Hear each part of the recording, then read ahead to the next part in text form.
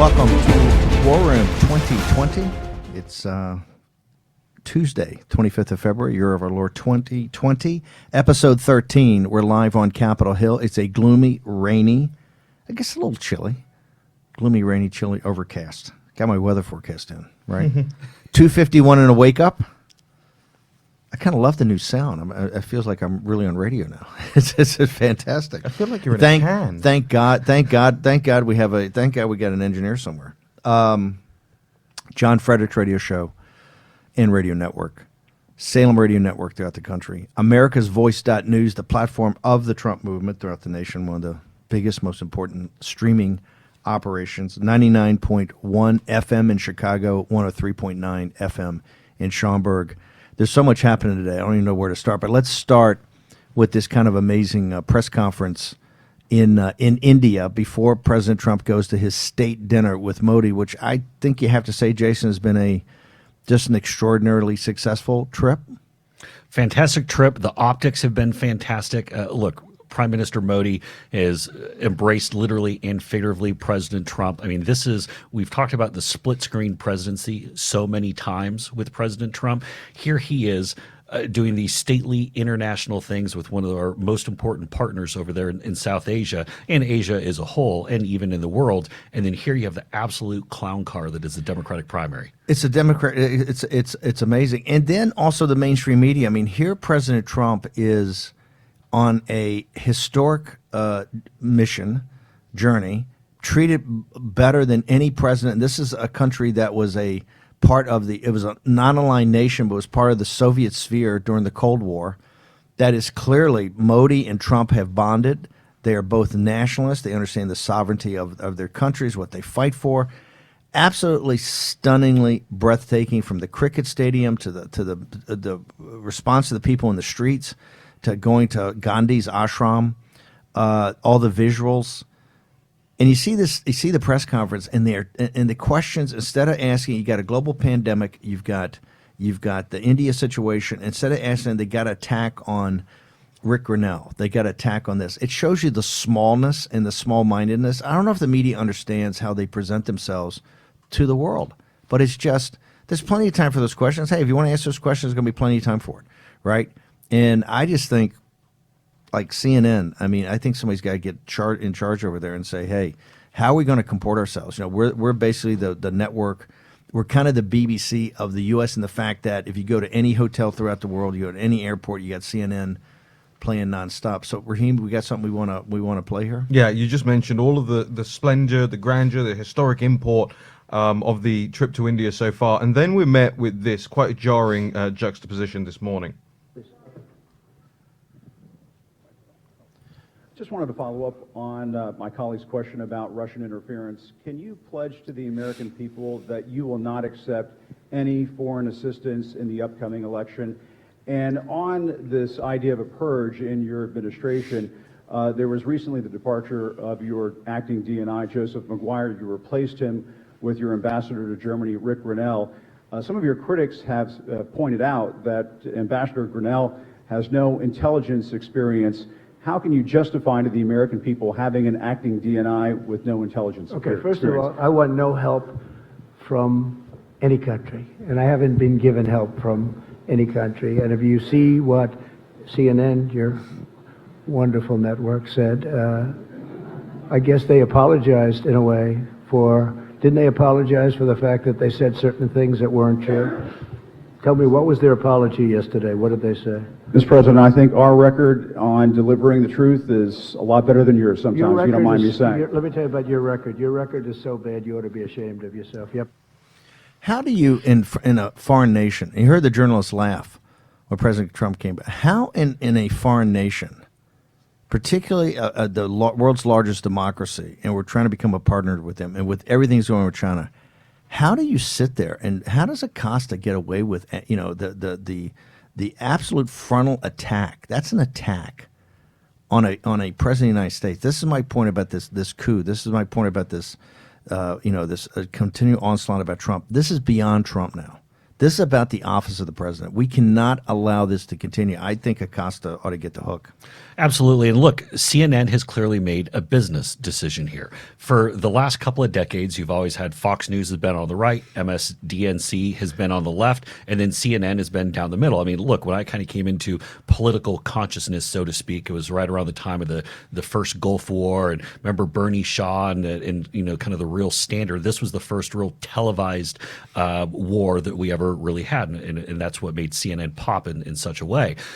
Now The CNN Scud Stud and all that stuff. exactly, right? but now CNN has made a decision where they want to be MSNBC light, and they're realizing that the motivated cable viewers are on the left right now because they're the party that's out of power, and so they're foregoing any sense of being right down the middle and saying, you know what, we're going to have like a fake news Acosta go and play for ratings. That right there was specifically designed because there aren't the White House press briefings anymore for Acosta to get repeats on TV over and over and have his clip played over and over. That's all it was. That's a Dan Rather moment. I mean, Raheem, what would you, if you were the White House communications director, am I overdoing this and making Acosta a bigger deal by saying, I think you ought to get the hook, at least some sort of temporary? He's been banned before, hadn't he?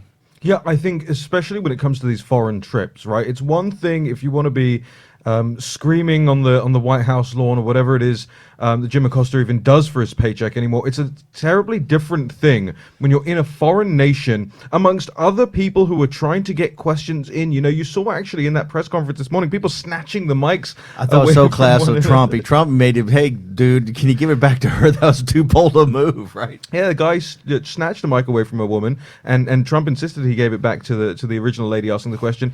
And these people are vying to actually ask. You had some real serious questions from the foreign press there, from the Indian Big press, time, big about time. ISIS, about Pakistan, about what was going on in the region. Afghanistan. And then Jim Acosta comes out with, I tell the truth more than you do. It's phenomenally embarrassing. He should never be credited for one of these foreign trips. I want to go back and compare and contrast. The foreign media asked serious questions about serious issues. They asked about Afghanistan. They asked about Iran. They asked about coronavirus. They asked, I mean, every great question. This was so embarrassing. You're sitting there and you have these journalists who are fantastic, but they're not from maybe some of the biggest platforms we have here in the West. And the West is just all pure hate, pure snark. Well, and this is just to make sure people realize the importance of India, in addition to being the world's largest democracy, this is all about the counterbalance with China. This is why India is so big. This is pulling a country away of 1.4 billion people away from the Russian influence. We call it the Indo-Pacific strategy now, right? Yes. And it's no longer just the Pacific Rim, it's now the Indo-Pacific because of the importance of India. Also, you have the domestic bloc following the Indian diaspora around the world. But this is such critical stuff, and they're trivializing it just by taking these sidewinder I don't think missiles. the Western media asked one question about the Modi-Trump trip or anything that went on. I think everything was on, is Russia, Russian interference, Grinnell, the purge. I mean, it was embarrassing. Harvey Weinstein. Harvey Weinstein. How do you ask Trump on a historic thing? This is what, they all look back to Edward R. Murrow. They all look back to Walter Cronkite. They all look back to Eric Sevareid and Huntley Brinkley and all that. Hey, those guys had a sense of the moment and a sense of gravitas, right? And you got to ask meaningful, tough questions, right? But just as it's almost like in the old days when you had these guys that just wanted to get to do something snarky, to get a Drudge Link, and then they go on TV that night and talk about the snarky video on Drudge Link. I mean, that's what the mainstream media has devolved to. And we're not just beating on them to beat on them because we're pro-Trump. This is, I think, a situation, that comment and the way he said it, and I think the President of the United States handled himself perfectly. Yeah, these guys, I would have gone off. I mean, I thought he sat there and very much, handled it and said it in a very gentlemanly way, answered the question, and then moved on. Yeah, I mean, I dread to think what you would have been like in that scenario, Steve. Well, no, because because the president understands he's representing the office of the president. He's representing the American people, Right. And to have a guy do that is that's why I think Trump is really stepped up the game as far as being Trumpian and pushing back, but holding himself up to be better than that. But these guys' mentalities never graduated from when they were Huffington Post interns. It's the same mentality that you see. Well, and you saw President Trump, and this is what we talk about the growth of the presidency, Steve, when he's really got this. Yes. One of the first snarky questions that came out, and he said, you know what? We've had a great 36 hours or 2 days, plus the day of travel on both ends. We've done all these things. He announced the $3 billion defense Yes, sale, which the is another helicopter, big yeah. one.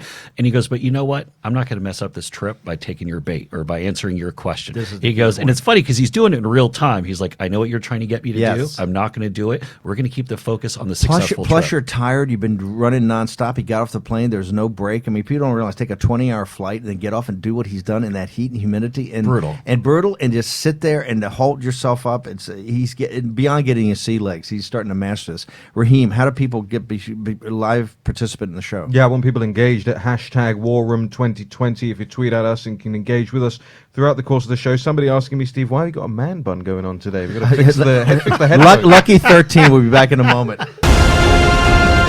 War Room 2020. Bannon, Miller, Kassan. Episode 13, live from Capitol Hill, Tuesday, the 25th of February, year of our Lord 2020. 2:51 and a wake up. War Room 2020. Raheem Kassam, Jason Miller. We've done India, which the president's had an enormously successful trip. All the feedback I've gotten from people over there and from the Republican Hindu Coalition, of which I'm the chairman, has just been nothing but amazingly positive. And I think it's going to have a huge impact in the way Hindu Americans think about President Trump. And I think you'll see a tectonic plate shift in the vote over there, as President Trump has really just done an amazing job, I think, of outreach. It's the visuals have been great and the content's been great. But back here, your split screen, your theory of split screen could not. I mean, it is. Where is this Democratic? These guys, didn't they understand they should have done this back after in 2017, right? 16. This is about not embracing the suck. This is not embracing. This is the mainstream media's fault. This is that their supporters, the opposition party media, and the Clinton apparatus, not really holding the Clintons accountable for why they lost in the greatest comeback in American political history. Okay, they didn't do it. They blamed it on Russia. They blamed it on everybody but what the reality is. And now you're sitting here 8 months beforehand, and man, it's not just getting nasty. It's getting bizarre. Well, it's also not professional. It's not top shelf. I mean, you have a feeling in campaign politics when you realize someone's a losing campaign, they're desperate. And I got to apologize to the listeners for one thing. A number of weeks ago, we referred to Bloomberg's team as being a top shelf team. They're not a top shelf team. Completely wrong. How do you come to that? Because they're highly paid and they got great reputations. Wolfson, Schoen, Sheiky, right? They come with all the other parts of the apparatus, all the consultants he's hired. They're paying. He's paying top dollar. So he's paying top shelf and top sushi too, which is also no great. boo $10,000 no boo bill. They Sounds like Raheem Kassam's in charge of the.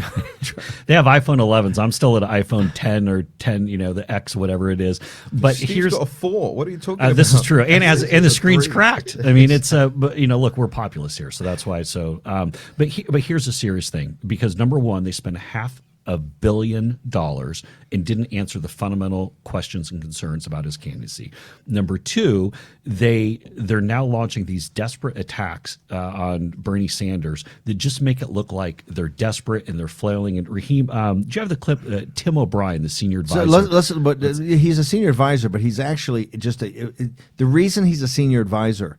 He is one of the head of the Trump haters. Yes. Didn't he write a biography of Trump? And this guy, it was on CNN as a paid contributor for years with nothing but pure Trump hate. I think he prefers himself to knows the psychology of Trump. But for years, this guy, you'll remember his face when you see him, just pure Trump hate. Now he's part of Bloomberg's campaign. Let me ask you before we play the clip.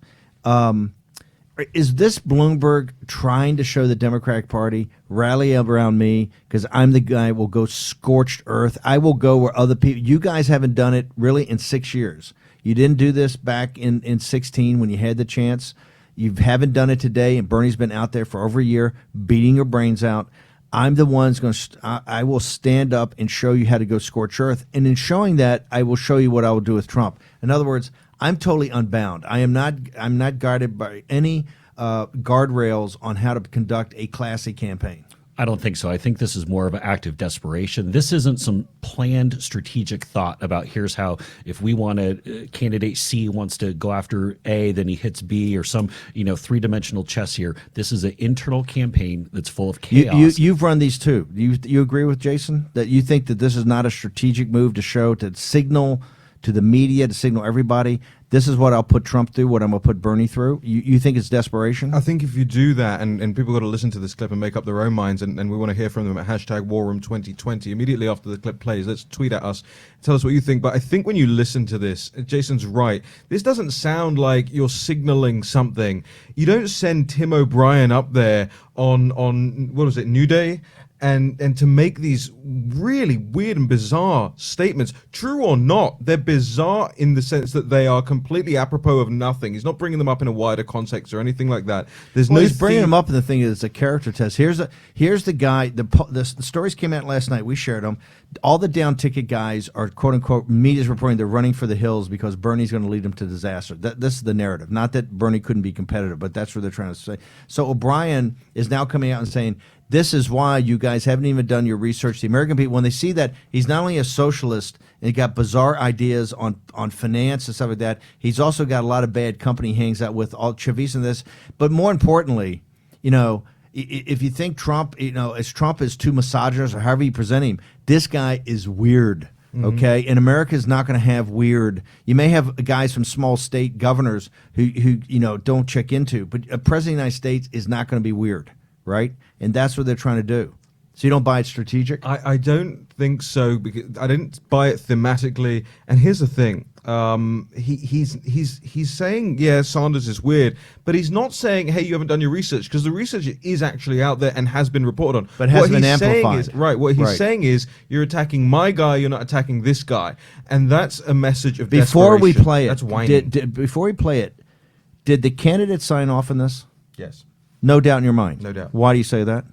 It's too big a bombshell to throw out there just as a. You agree with that, Jason? In fact, you think Bloomberg signed off on doing this? Oh, I think more. I think he probably mandated it. I think Mini Mike is there. He's been getting his groin kicked in for this whole last week following the last debate. Keep in mind, it's debate night tonight. Yes. We have fight night number 2. Exactly. So to go and how do you change a story? And he's probably ranting and raving. A billionaire who's in his late 70s, who's tired of taking crap from these little losers like Mayor Pete, and who are all these nobodies that aren't even good enough to be gum stuck on the bottom of his shoe. And I want someone to go out there and just cut Bernie Sanders. This also gets the narrative off of Elizabeth Warren, because now it's he and Bernie going at it tonight in pure nasty. Okay, let's take a listen.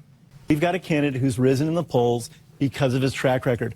Bernie has all of this loopy stuff in his background, saying things like, women get cancer from having too many orgasms, or toddlers should run around naked and touch each other's genitals to insulate themselves from porn. Why has this stuff not been more surfaced? He's written about women's rape fantasies. That hasn't been surfaced. That's the loony side of Bernie. The policy side of Bernie is he has not been good on immigration. He has not been good on criminal justice reform. He was an avid backer of the '94 crime bill. He's bad on guns, bad on immigration. And as a legislator, as a member of the Senate, I think he's only sponsored 7 pieces of legislation, 2 for post offices in Vermont. Was that Allison Camera? That is hold it. That is pearl clutcher number 1. She was grabbing those pearls. We need that sound effect for the show. So anytime we can be like, what? I want one of those little boards that you get where you get the. But here's the answer. That's the answer to your question about whether Bloomberg signed off on that or not. Listen to the way he reels it off. That's practiced. He's put that in his head. He's remembered those things in advance of going up there. And you don't do that unless the big boss has signed off on something like that. And the other thing, too, on the day of the debate, and again, South Carolina's coming up on Saturday, Super Tuesday, a week from today. This is not just the fourth quarter. This is like the final 30 seconds of the game. To go and introduce a new attack like this, the voters aren't familiar with. Voters are smart. Their antennas are up. They realized in 2016 when all these things came out attacking President Trump down the home stretch, they met it with skepticism because they weren't sure. It was just as too weird. It was too late. But here, I mean, Bernie Sanders, and again, 2 things can be true at the same time. Bernie can have very looped out weird things he said in the past, but to bring it up right at the end, voters look and say, are you that desperate? What's going on? Raheem, how do people participate in the show? Well, we got some comments here requesting a Vox Populi soon. Okay.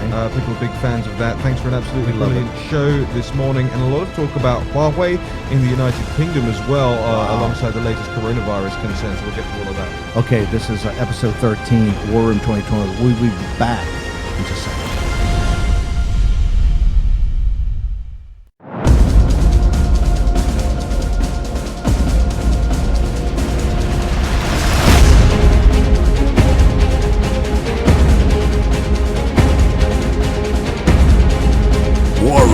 2020 with Stephen K. Bannon, Jason Miller, and Raheem Kassan.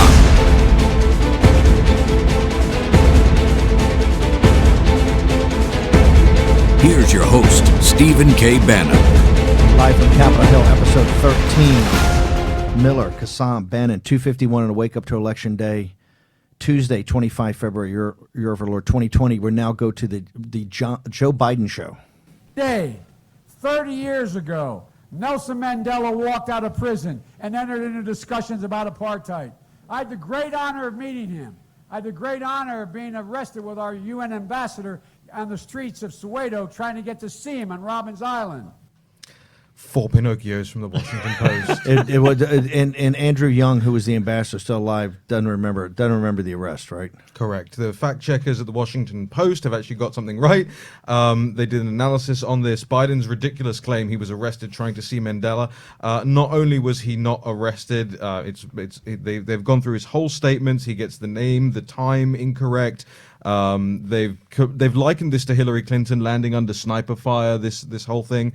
But the question has to be asked, was this intentional like Hillary's lie clearly was, or was this a slip of the old Biden brain again? Well, I mean, Raheem, let's go right into his other statement then, because when we're talking about Joe Biden clearly didn't know where he was with Mandela. He doesn't know where he is right now. Let's play this. And you're the ones that sent Barack Obama the presidency. And I have a simple proposition here. I'm here to ask you for your help. Where I come from, you don't get far unless you ask. My name's Joe Biden. I'm a Democratic candidate for the United States Senate. Look me over. If you like what you see, help out. If not, vote for the other guy. Give me a look, though, okay? That's all I've really got to say to you. We're giving you a look. It's a sideways eye roll glance. I mean, A candidate for the U.S. Senate. and he kept rolling with it.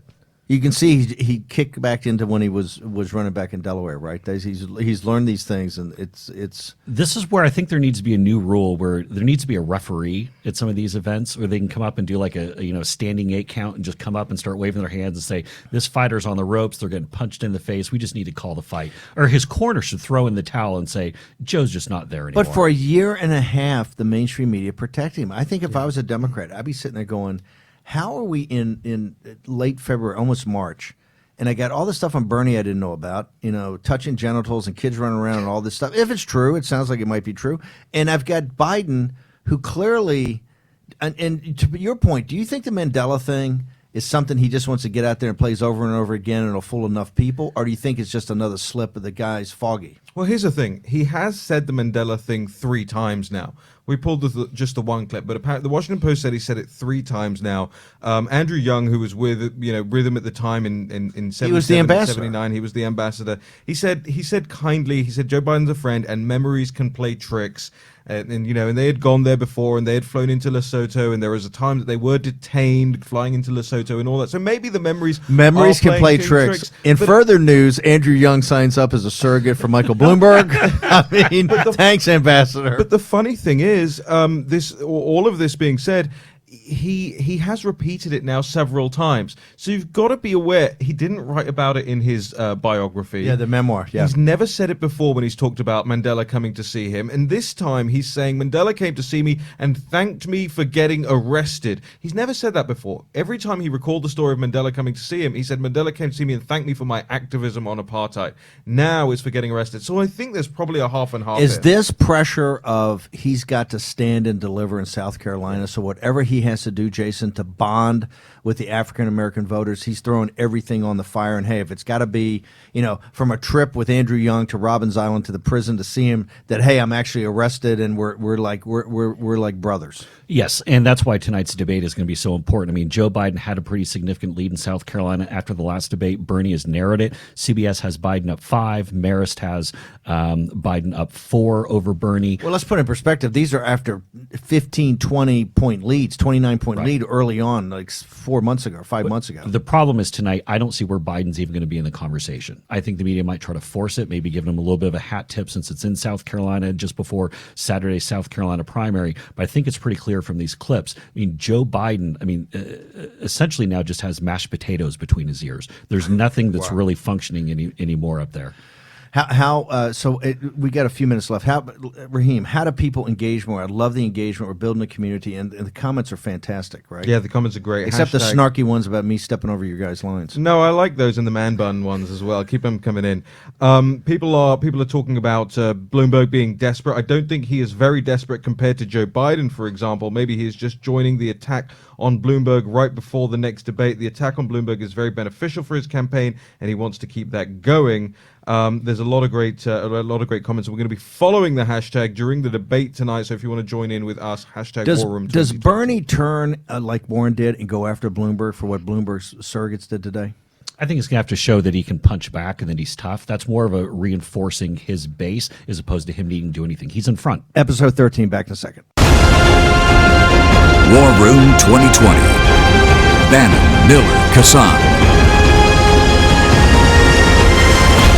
Episode 13, it's fight night. I want to turn to that immediately because I haven't seen anybody on that stage that's going to be able to stand up to Donald J. Trump as far as debating goes, as far as convincing the American people, and quite frankly, of being able to explain what they're trying to accomplish. You know, Trump is fairly articulate in what he's setting out to do, a man of action. He's laid it out. You've seen it in the last couple of years. You've seen the results.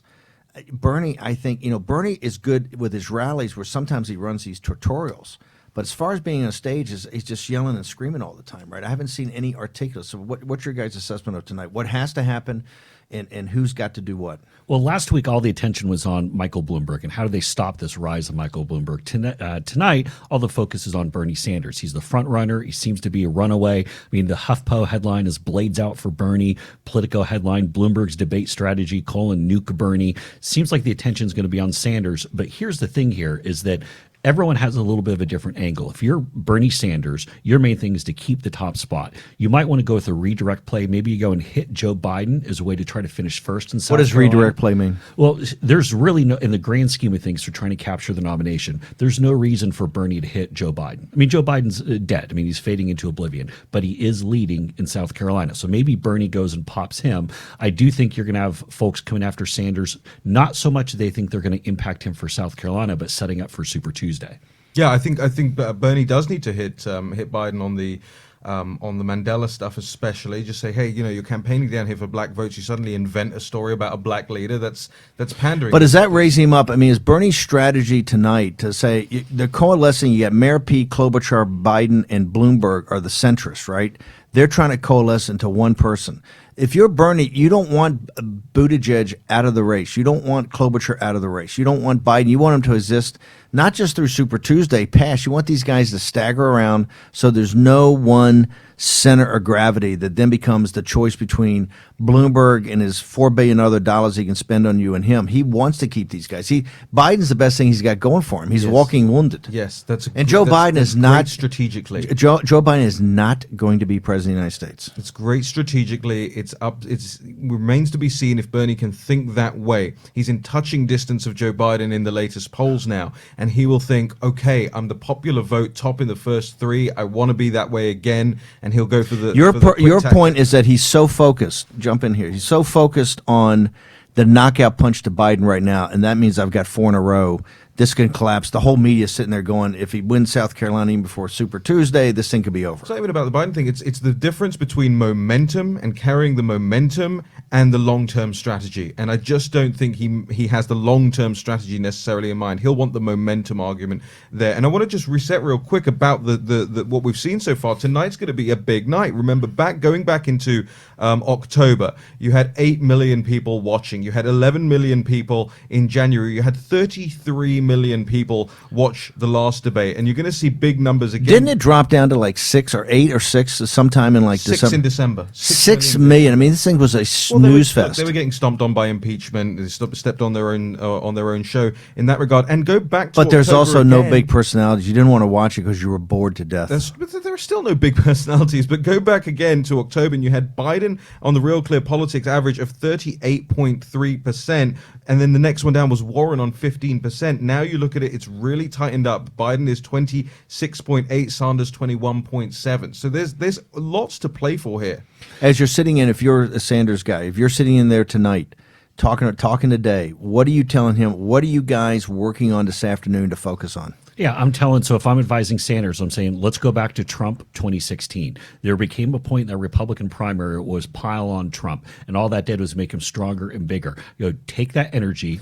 It made him stronger and bigger because he represented. Yes. They came at Trump, and he was like Thanos. He was taking them all on, Yes, right? and he was if you wilt under fire, that's where you get the flip. And Trump was running to take down the Obama legacy, to take on crooked Hillary, and all the energy. Then it basically became a conversation about Trump versus Hillary in the Republican primary. Bernie has to do the same thing: demonstrate vision, talk about how he's going to beat Trump. And who are these little ankle biters? These little twerps that are coming at me. Two other quick contexts, though. I do think Raheem is spot on that Bernie should be making a play to win South Carolina, get the momentum and do it. But keep in mind, in addition to CBS hosting this debate, BET is the co-host.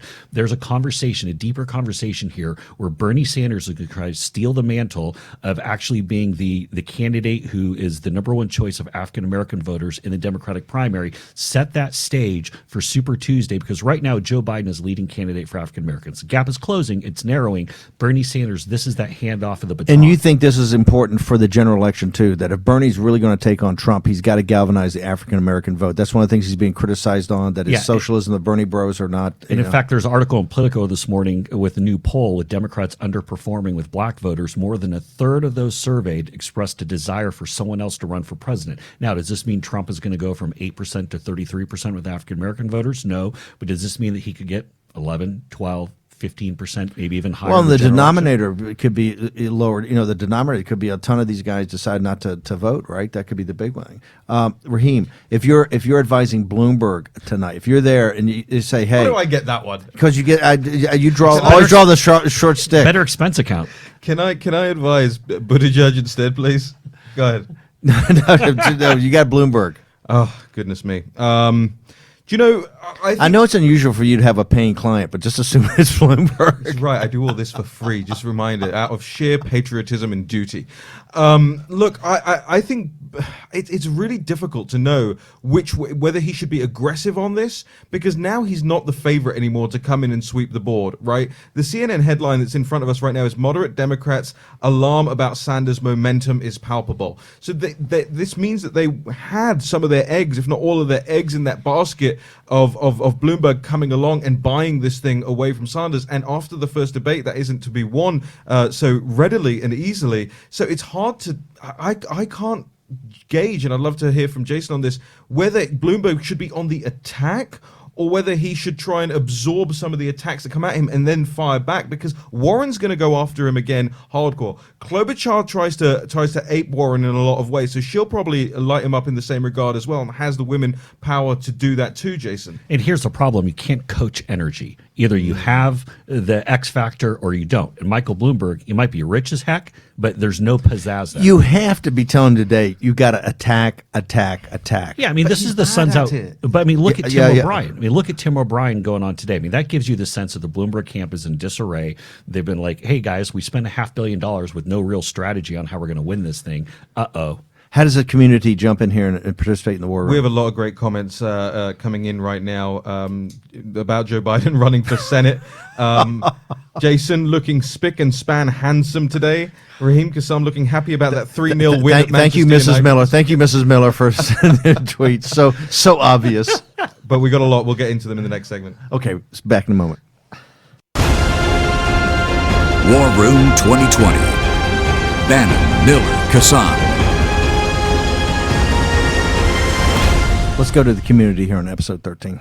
So Jennifer says Bloomberg attacks socialism, bald man bad, and then it's quite good. And then Joe says, I think everybody should ignore Biden this coming debate. Don't give him much attention. He will fade away on his own. And lastly, Classic Brew says, I'd say Biden, Buttigieg, Klobuchar, and Warren sink low tonight with Warren getting out. I think Biden will run until the end, even if no one wants him. Thoughts? I think all these candidates are going to stay in through Super Tuesday. I mean, maybe you see a Tom Steyer, who, by the way, will be on the debate stage tonight. He's in third place at 15%. Yeah, and I mean, some have even had him as high. He's as going to suck. I mean, they were beating on him last night about why is he staying in? He's screwing this thing up. He ought to drop out right now, because that 15% could be critical for somebody to get Bernie out. Look, the Or markets push are Bernie's looking out. shaky, but there's one sure bet you can have on tonight. You can put all your cash on it. Tom Steyer will wear a tartan tie.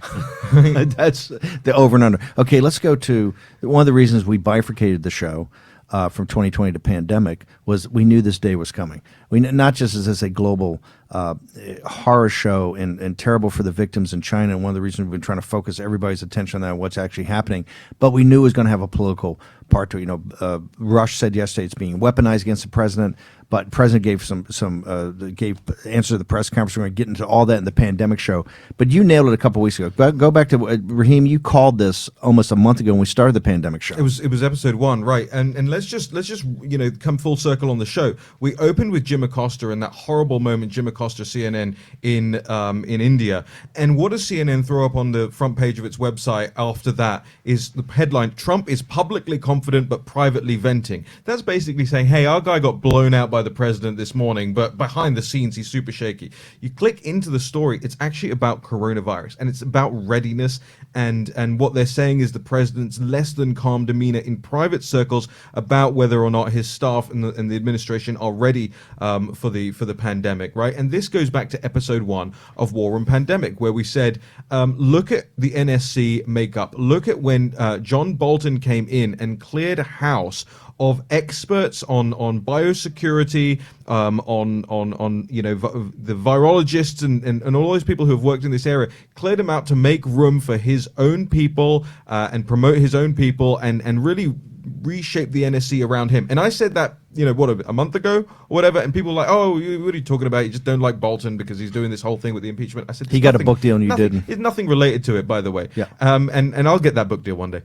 But it's nothing related to it. It was clear and evident that that's what he was doing, and now we're seeing the fruits of that, which is preparedness. An observation, we got about a minute. We're going to get to pandemic. Pandemic show is going to be big. Everybody listen and watch. The $2.5 billion effort, this is just an observation for the White House guys' campaign. You got to put some oomph in back of this. This thing has to be sold. You got Schumer trying to skin the president alive on this thing. You got to. This is massively important. It's $1 billion for a Manhattan Project to get a vaccine. There's all kinds of things. What would you do in the 10 seconds to get this thing pushed up on the hill? I think same way President Trump had folks in his administration do that press conference a couple of weeks ago, he needs to come out and do the same thing, demonstrate. Show the professional team you've got deep bench. Show that he's doing it. Whether he likes it or not, President Trump is now a wartime president. I think he's ready for this. You said moment. this in episode 1. He's ready to lead. Let's go and do it right now. Okay, pandemic's next. Episode 13, War of 2020. Thank you for joining us.